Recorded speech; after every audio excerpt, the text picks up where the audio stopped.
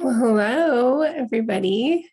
I want to start at the top of the hour, so I'm jumping on a little early to make sure I can jump in. And I'm also testing out the closed captioning. So hopefully it's not completely off. We'll see. It's a test, but I want to make sure that it's accessible to people. So I'm going to jump right in. I'm so happy that you joined me for this. I feel like this topic is really important to us as leaders and managers, but I think it's something that just isn't addressed enough in our day-to-day work environments. And what really inspired me to have this conversation today was the fact that I had a client who came to me and said, gave me the best feedback. He said, "Thank you for being so direct and honest with me. Even though it stings, I'm really happy that you're holding me accountable and being honest with me." And I can tell you that it's taken me basically my entire career to get to the point where somebody gave me feedback that was, "Thank you for being direct and honest." I feel like as a manager throughout my whole career, the direct and honest feedback, especially as an American, has been the thing that's been the hardest for me in my career. And because I've made it to this point in my career where now I'm getting feedback from people like, "Thank you for being direct. Even though it hurts sometimes, I appreciate it so much." This is why I wanted to convey this information to you all, because there's something so, I use the word graceful, but I think that people have so much gratitude for us when we're actually really honest with them, rather than when we beat around the bush or we don't tell them directly the type of feedback that they need that's going to help them grow. So it's actually less kind to hold back that feedback than to give it. But it makes us feel pain, and we don't want to feel pain. So that's what today is all about. I want to walk you through some ways that I've learned to be able to give this direct feedback in a way that I feel like is really graceful and loving. Really, truly, that's where it starts. So this is going to be a quick call today. It's only a half an hour. Sorry, but I am happy to stay an extra 10 minutes or so to do a Q&A. So if you have time at the top of the hour to spend just a few more minutes asking questions, then please stay. And if you need to jump off, go ahead and do that. No problem. Okay, so I boiled it down to 3 main points. So the 3 main points is I see them when you're going into these direct conversations with people that can be tough are, number 1, it's not going to be any surprise to anyone who knows me, coach yourself. And I'm going to talk through ways that you can do that. Coach yourself. Don't take responsibility for their feelings. Also related to coaching yourself, but that's a really important point, and I'm going to talk about that more. And then also, don't doubt your truth. So this is the thing that happens to us when we stay up late and we're ruminating and we're stressing out about the conversation. We get to the point where we convince ourselves that maybe we shouldn't have the conversation. Maybe we're making a big deal out of it. Maybe it's actually not a problem. We're doing that because we don't want to face it. We don't want to face the pain and growth that comes with having these conversations. So we ruminate, talk ourselves out of it.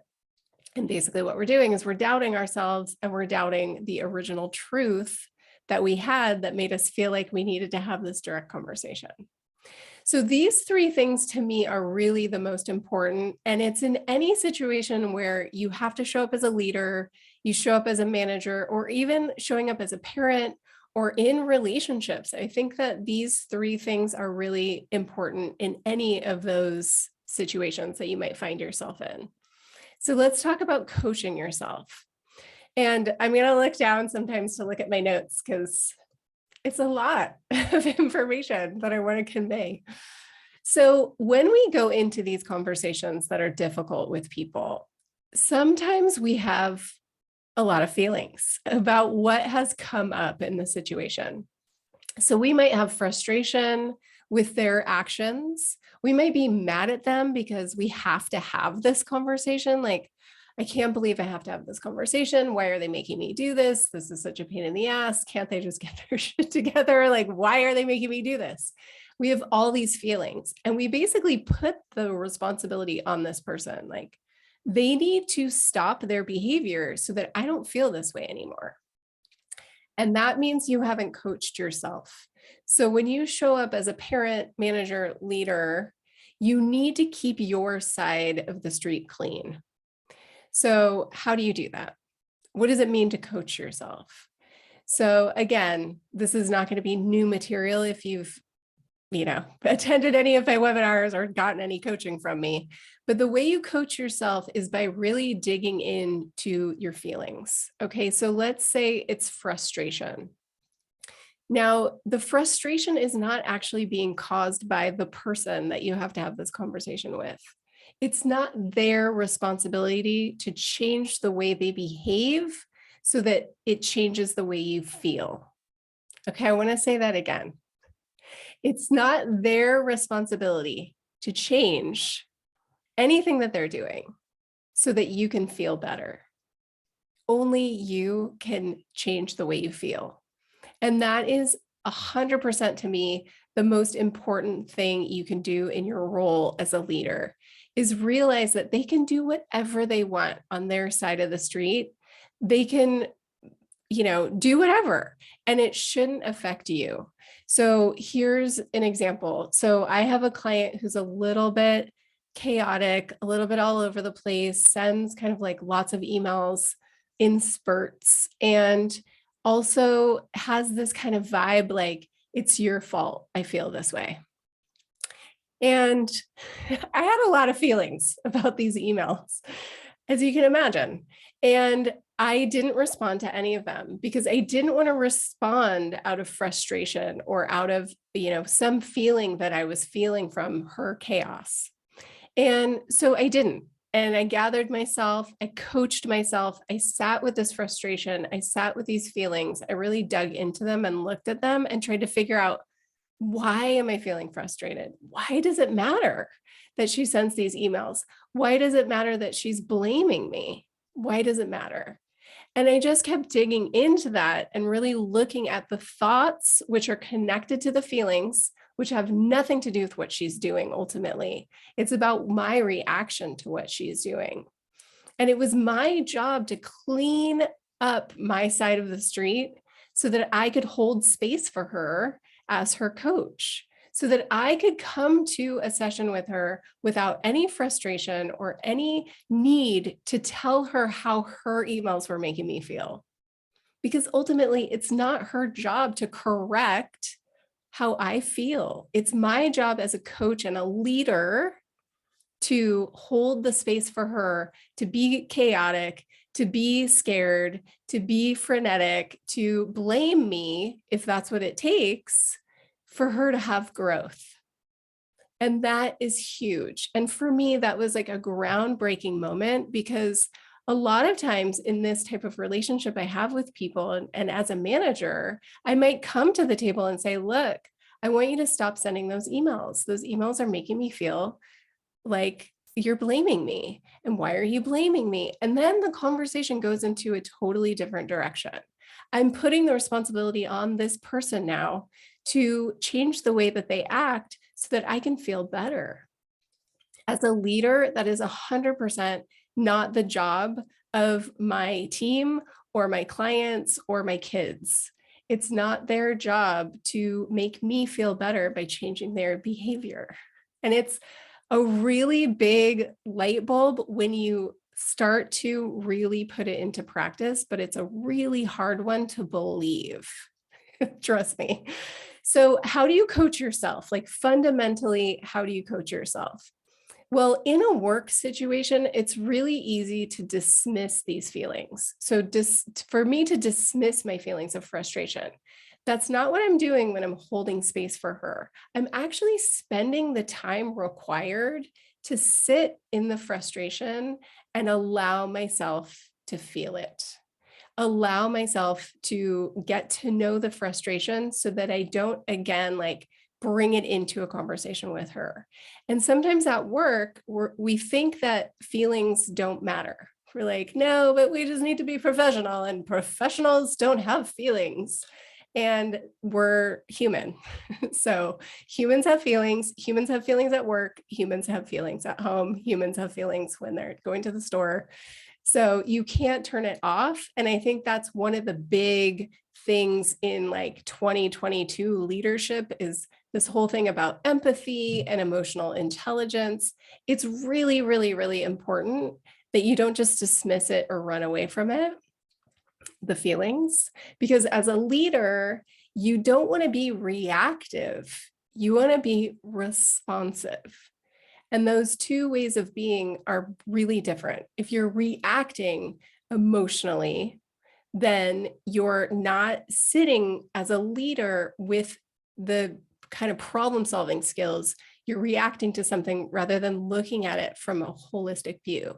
So it doesn't mean turn your feelings off. It means take your feelings to the back room and deal with them on your own. Coach yourself, like get a hold of where those feelings are coming from, because they're all coming from you. And then go into the conversation from a really clean place. Because what you want to do in that conversation is you want to give feedback or, have this direct conversation from a place of, I'm going to keep saying it, but from love and grace. Because if you're showing up with love, then you can never beat yourself up later for how you showed up. If you're showing up with frustration, or you're showing up with anger, or you're showing up with all the other array of feelings that might not feel good to put on someone else, you're going to leave the conversation feeling bad. But if you clean up your side of the street and you come to the conversation ready to deliver feedback from a place of love, then you will feel good about it. Which leads me to point number 2, don't take responsibility for their feelings. And that it might sound like I'm telling you, like, it's cool to be an a-hole. You can just be mean and you don't have to take responsibility. But that's not what it means. Basically, it's the same thing that you're doing for yourself. So no matter what my client says to me, I have to take responsibility for my own feelings. If somebody makes me feel a certain way, it's me ultimately that's making me feel a certain way, reacting to what they're giving me. You don't have to be responsible for how they take the conversation, how they take in the feedback, because ultimately you do not have control over that anyway, even if you think you do.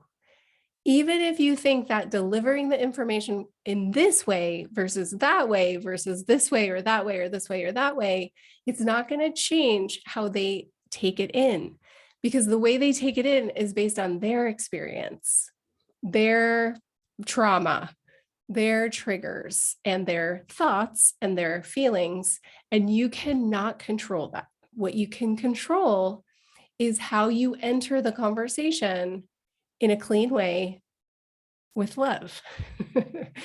Say it again. So again, like if you're entering the conversation clean and you know that you're giving them feedback from love, then you can rest assured that the way it's received will be the perfect way, however they need to receive it. Direct feedback, ultimately, as a leader, what it means, as difficult as it can be, what it means is that you're trying to provide an opportunity for growth for your person. It doesn't mean you're better than them. It doesn't mean that they're terrible and they're awful. It means you see an opportunity for growth. You want to address it and you want to make them aware of it so that they grow and learn from that in the same way that you would hope that someone would do that for you. And we have, as managers, this strange idea that somehow it's going to hurt them if we give them this feedback. And it will only hurt them if you throw it at them from a place of frustration. But if you enter the conversation with this idea that, like, I'm here to help and I'm here to help you grow, then you can walk away feeling good about that conversation. And they will receive it however they receive it. And again, there is absolutely no way for you to control that. You can control like the depths of where it comes from, but you can't control how it's received. So as a leader or a manager, and even as a parent, the ultimate outcome is not that you are friends. And this is also going to sound harsh, but it's not my job as a manager to become friends with my counterparts. Now, we can be friendly for sure, but if my whole desire in the relationship is to make sure that they like me, that we're friends, then I won't go into the conversations clean. I won't be a leader or a guide or a coach. I will be a friend, and a friend commiserates. A friend pats you on the back even when you're hitting yourself in the face with self-deprecation. They just want to be they want to nurture. And as a coach and a guide, you need to stop them from hitting themselves in the face. And sometimes they don't like that. And sometimes they're not going to like you. And they're not going to like you for it. But when you give them that feedback from a place of love and hope for their growth, and not from a place of ego or I'm better, but a place of I see this opportunity for you. That's why I've been put in this place, because I'm here to help you grow. If I don't tell you the truth, I'm not actually helping you. Which leads me to point number 3. Isn't it fun how easily these transition into each other? It's all connected. Don't doubt your truth. So again, you're going to go into this conversation, you're going to clean yourself up, you're going to feel like you're going into this conversation with love. Part of you still going to want them to like you. You're going to want to people please. So you're going to start questioning your truth. You're going to start doubting why you wanted to go into this conversation in the first place. Why do I really need to have this conversation? Does it really matter in the long run? They're doing an okay job. It's fine. And then we talk ourselves out of it. But there is something in you as a leader, as a manager, as a parent. I just like throwing that in there because it's the same. This skill is the same when you're in a position of wanting to help foster growth in other people. You have a responsibility to them to follow your own instincts. That's why you're a leader. That's why you have the experience to be able to see places for other people to grow. And of course, as a coach, it's easy for me to say that, I've honed in that skill, but I used that skill as a manager, which is why I think I'm a good coach, because I spent 20 years managing people in the same way that I coach people, by listening to them and then listening to my own instincts about where I think they could grow. And when this client recently gave me this feedback, sometimes it stings, but you're holding me accountable. Sometimes we have to hold a mirror to people. And who else is going to do it, right? If you think about your best friends in the world or the people you feel closest to, they're the people who call you out on your bullshit. Right? They're the people who don't let you get away with your stuff. But then there are other people who just want to smile and be pleasant and be people pleasing with you. And those people don't help you grow. They don't help you evolve. So as a leader, it's your responsibility to follow your truth. Don't doubt it. When you feel like there's a conversation you want to have with someone, or you see a place for them to improve, if you hide or walk away from that conversation, you're keeping them from growing and you're keeping yourself from growing. And these conversations get easier and easier because you come to the conversation with love. And I keep saying that, but I think it's so important, because it's not, a lot of people say oh, but I'm so conflict averse. Well, it shouldn't feel like conflict. So once you've done the self-coaching, you've understood this interplay between who's responsible for whose feelings. When you really understand that deeply, and then you follow your truth, you follow your intuition, you follow what's important as a leader, then these conversations really start to feel more blossoming. I don't even know if that's the right word, but they feel more expansive. They feel more helpful, even if the response is not always positive. Sometimes people just have to marinate on information too. So you can't force them to have a reaction right away. Sometimes you have to provide the feedback and let them sit with it Sometimes they're defensive and angry right away. And then a couple days later, once it sinks in, they're like, wow, actually, thank you. Thank you for showing me that I was doing that, or that thing came up, or that somebody had that thing to say about me. The worst thing you can do for someone, especially as a manager, is sort of like pat their back and people please them when they have work to do. Because what's going to happen potentially in their career is that sometimes even in the same organization, they might get promoted. And then when they get promoted, the person who's their new supervisor is like, wait, what? They have all these things that they need to work on. Why did you promote them? Oh, you promoted them because you didn't want to have the tough conversation with them. And now they're confused because they're getting really bad feedback from their supervisor, but they've also gotten a promotion. That was a client that I just talked to.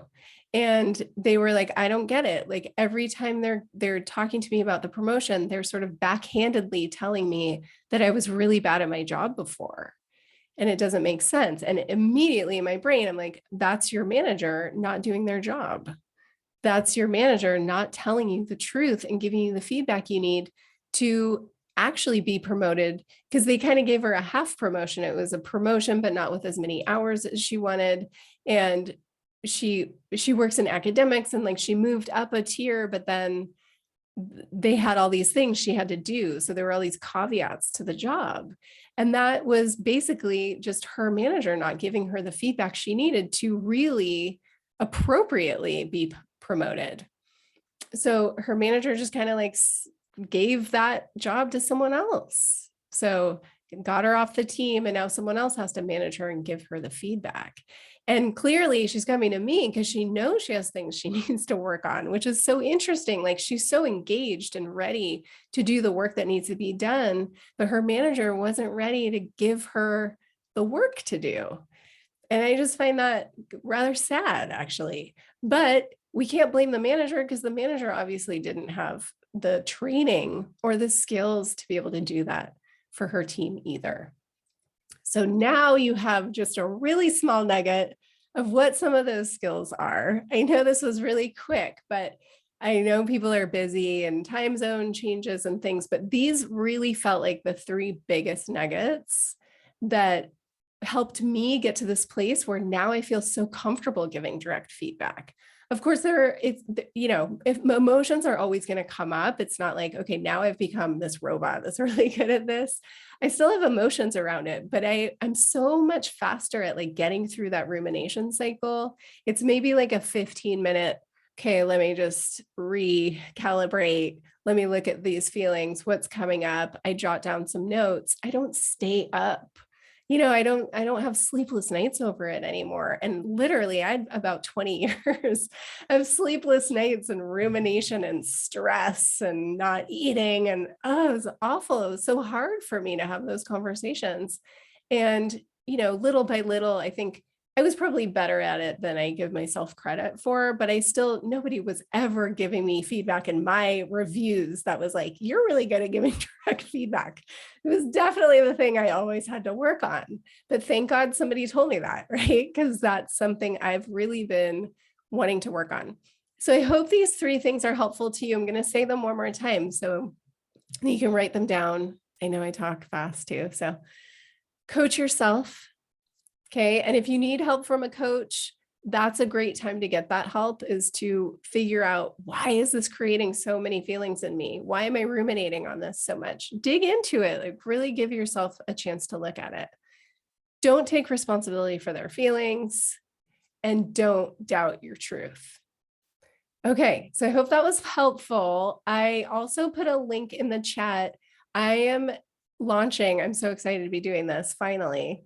After much prodding, I'm launching a leadership mastermind, and I'm going to do 2 this year. So one is starting on March 15th, and it's a cohort of 10 people that will be doing group training like this. We'll do a group call. We'll do some group training around concepts.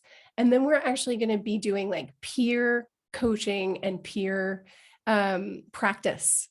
So, you'll practice having these conversations. We'll practice doing some of this work together and do it in a space where you're with peers who are in the same type of leadership role that you're in, which is tough and sometimes lonely. And you need people to feel like, oh yeah, being a leader is hard, because it's hard to be vulnerable. It's hard to look at your emotions. It's hard to have a conversation with people if you're at the top and you don't have people to talk to, because you don't want to put all these things on your team. So this is a safe space for that. So I put the link in the chat if you want to take a look. You can always email me afterwards also if you want to learn more about it or learn about coaching. All that's in there. So I'd love to open it up to any questions, no pressure, but if anyone has questions that they want to ask, you can put them in the chat, and then I'm happy to answer any questions. If there's like a real world example that you have or something specific. And even if it's not necessarily about these 3 things that I talked about, but something more general, totally happy to answer any questions. So I'll give you a second. Okay, Hema. All right, I'll bring you on, I guess, unless you want to type the question, but I'll bring you on if I can figure out how to do it. Here we go. There you are. Hi. Hello. Hello. So, Okay. hello, everybody. So my question is, what do you think about entering the conversation with praise? So as a starter, like there's this that you've done really well. However, or how about this other thing? So do you mean like like making a nice sandwich?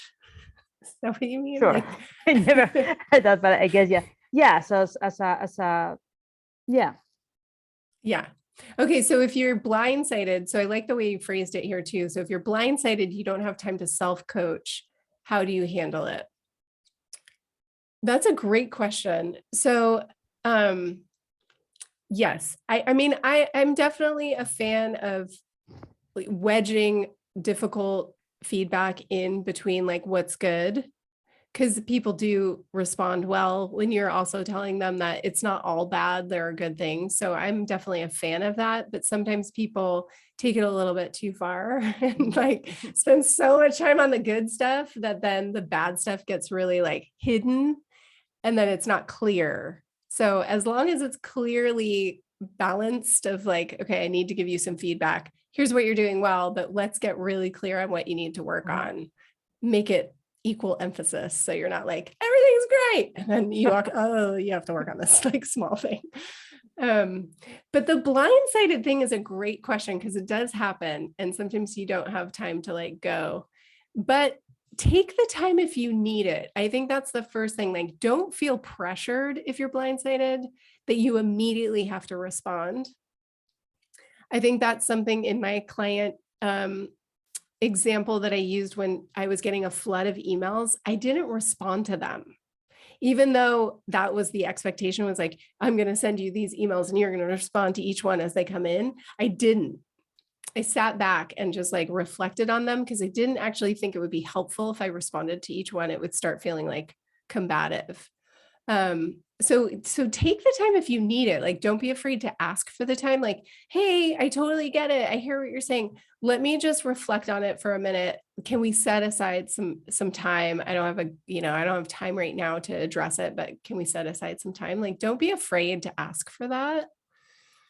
I think in like personal relationships too, like if somebody's coming at you and they've got a lot of stuff going on and you don't feel ready to put the damper on that energy, like it's okay to say like, I know you feel really anxious about this right now, but can we just talk about this in 15 minutes? Like, I just need to sort through my thoughts about it.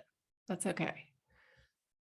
But do you have a specific example, Hema, of like something that's happened where it was tough to figure out how to address it? No, but I had the blindsided where I was in this meeting and all of a sudden the conversation just like made a left turn and there was like difficult to come back from it. And I really like let's cut the meeting down now. Let's walk away, think about it, come back and have a chat. And actually work for me today. So I reached out to the person today, like, hey, this didn't work out yesterday. This is what I was trying to say.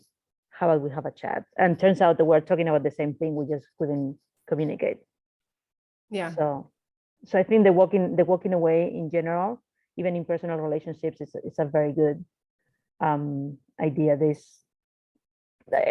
We feel so pressured to just like have an answer right then and there, and for me, it doesn't work. Yeah. Yeah, exactly. Because there's also like, I think in this way of this style of leadership that I'm talking about, there's responsive and reactive. And people want to get a reaction out of us. So there's a lot of like reactionary sort of energy happening in general. But what we want is to be responsive. Like we want to have a well thought out response. Yeah. And sometimes it's just our own insecurities that make us want to like answer right away. Like, oh, well, they must want an answer. I must be required to answer right now. But it's in our best interest to be more reflective and responsive rather than reactive. And so I think it's totally fine to take that time. And again, it's like better for us because that reactionary, like coming to a conversation when we feel frustrated we're never going to leave that conversation feeling good. It's not going to go from frustration to good, like feeling good. I don't know what the opposite of frustration is, but usually like, unless we've had the time to sort of like settle and then go into it clean. Yeah. Is that helpful? Yes, very much. Thank you. Awesome. Thanks, Emma. Love when you always want to jump into conversations. It's so great. Okay. How do I send you back? I don't know. I'll keep trying. I need some time to reflect on this. Does anyone else want to jump into the chat and ask any questions while I figure out how to do this? Here we go. Oh, it's telling me I don't want to remove you.